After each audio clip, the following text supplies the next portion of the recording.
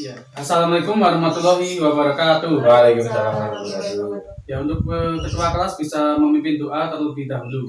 Ya, untuk mengawali pembelajaran pada kali ini, marilah kita berdoa untuk keyakinan dan kepercayaan masing-masing untuk bersilakan.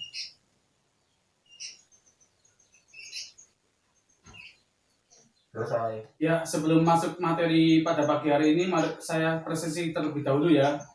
Ya, Pak. Zita. Ya, Adik. Lina. Ada, Pak. Mari kita mulai materi pada pembelajaran pagi hari ini. Kemarin saya memberikan materi apa?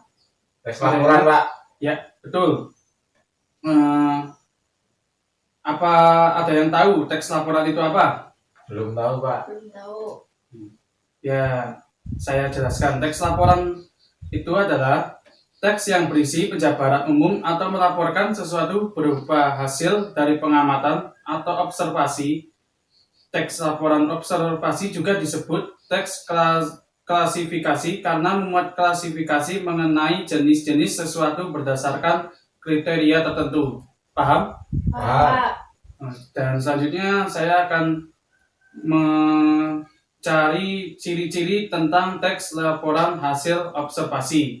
Nah, di sini apa ada yang sudah mencari ciri-ciri teks laporan hasil observasi? Belum, Pak.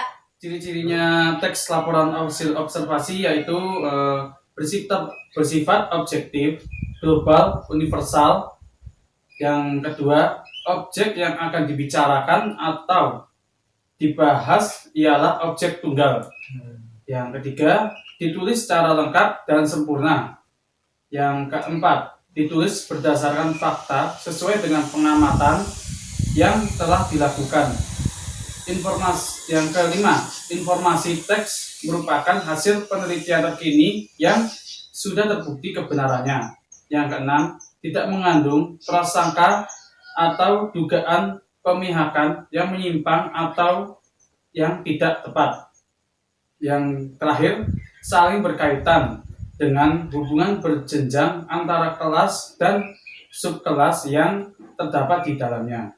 Nah, dari sini ada yang ingin ditanyakan? Belum, Pak. Saya lanjutkan.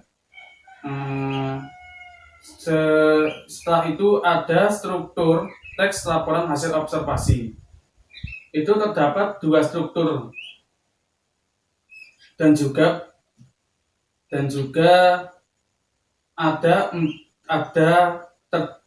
terdapat 4 struktur. Nah, mana yang benar? Nah, di sini saya akan mencari yang 2 struktur utama, yaitu pernyataan umum atau klasifikasi.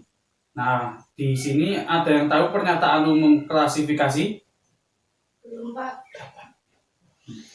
Nah, saya jelaskan. Pernyataan umum klasifikasi merupakan bagian pembuka atau pengantar tentang hal yang dilaporkan. Pada tahapan ini akan disampaikan bahwa benda-benda di dunia bisa diklasifikasikan berdasarkan kriteria, persamaan, dan perbedaan. Nah, yang kedua, anggota aspek yang dilaporkan. Nah, di sini anggota aspek yang dilaporkan merupakan bahasan dan rincian tentang objek yang sedang diamati. Nah, yang kedua itu 4 struktur utama. Hasil 4 struktur utama itu ada definisi umum, definisi bagian, definisi manfaat, dan penutup. Nah, di definisi umum ini merupakan pembukaan yang berisi pengertian tentang suatu hal yang tengah dibahas di dalam teks. Yang kedua, definisi bagian merupakan bagian yang berisi ide pokok dari setiap paragraf atau penjelasan rinci. Yang ketiga, definisi manfaat merupakan bagian yang menjelaskan manfaat dari sesuatu yang dilaporkan. Nah, penutupnya merupakan bagian rinci akhir dari teks. Nah, dari sini ada yang belum paham? Sudah paham, Pak. Sudah paham, Pak. Nah, jadi gini, selanjutnya coba kalian cari ciri kebahasaan teks laporan hasil observasi. Ya, silakan cari. Nggak nemu, Pak. Coba dicari lagi, masa ada yang nggak nemu? Nggak ada Pak. Keringannya susah ini kayaknya. Bisa jelaskan aja Pak. Ya udah.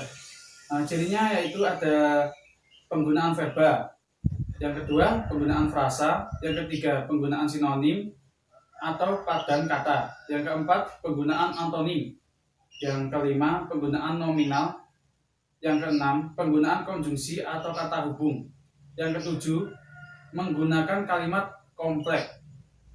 Nah, yang kedelapan menggunakan kalimat simpleks. Yang kesembilan menggunakan istilah. Nah, di sini yang akan saya jelaskan yaitu tentang menggunakan kalimat simpleks. Jadi, kalimat simpleks adalah kalimat yang hanya terdiri dari satu struktur kalimat, baik S plus P atau S plus P plus O atau S plus P plus O plus K. Nah, contohnya, ada yang tahu contohnya? Belum Pak. Jadi ini, contohnya seumpamanya saya membuat kalimat yaitu Santi menyiram bunga. Jadi untuk Santi ya, Santinya itu S, Subjek. ya, yang menyiram P, predikat. Nah, yang bunga O, objek. Jadi Santi menyiram bunga itu SPO. Iya Pak. Ada yang belum paham? Paham. Paham. Nah, yang kedua yang saya akan jelaskan yaitu tentang menggunakan kalimat kompleks. Nah, kalimat kompleks adalah kalimat yang memiliki lebih dari struktur kalimat. Contoh, kamu akan mendapat nilai yang baik apabila kamu belajar dengan giat. Nah, di situ keterangannya, kamu subjek, akan mendapat itu predikat, nilai yang baik itu objek. Nah, apabila itu konjungsi. Nah, kamu subjek lagi, belajar predikat dengan giat keterangan. Jadi di sini ada yang belum paham lagi? Konjungsi itu kata hubung ya Pak? Iya. Nah, terus ada contoh teks laporan hasil observasi. Coba kalian cari contoh-contohnya.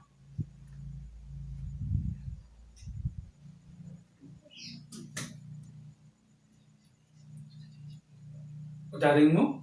Belum Pak. Susah. Masa belum lagi? Iya Pak. Ya udah, saya jelaskan lagi. Nah, contohnya itu ada peredaran darah manusia terdiri atas darah, pembuluh darah, dan jantung.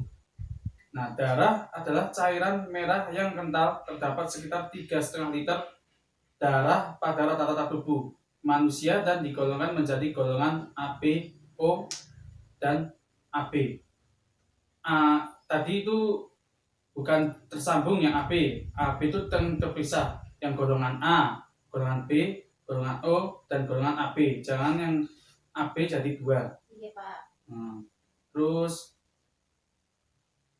Terus coba setelah ini pembelajaran akan segera selesai. Pembelajaran pada pagi hari ini selesai. Mari kita berdoa menurut agama dan kepercayaannya masing-masing. Berdoa dipersilakan. Berdoa selesai.